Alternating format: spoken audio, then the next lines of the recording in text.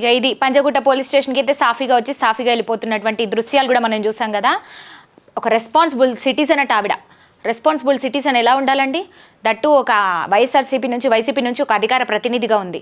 ఆవిడ మాట్లాడుతుంది responsible citizen అనే పదం వాడింది. మరి రెస్పాన్సిబుల్ సిటిజన్ ఏ విధంగా ఉండాలి? కుదిరితే ప్రజలకు వాళ్ళకి ఏమైనా తోచితే చేయాలి, సహాయ సహకారాలు అందించాలి, లేదంటే అసలు ఆ జోలికి పోవద్దు.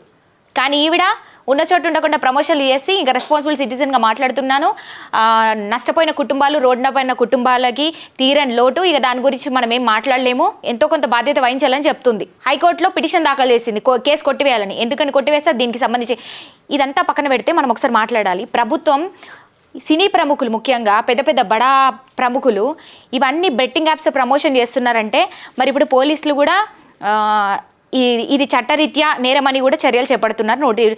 వాళ్ళకు నోటీసులు ఇస్తున్నారు, వాళ్ళ మీద కేసులు పెడుతున్నారు, అంతా బాగానే ఉంది, ఓకే.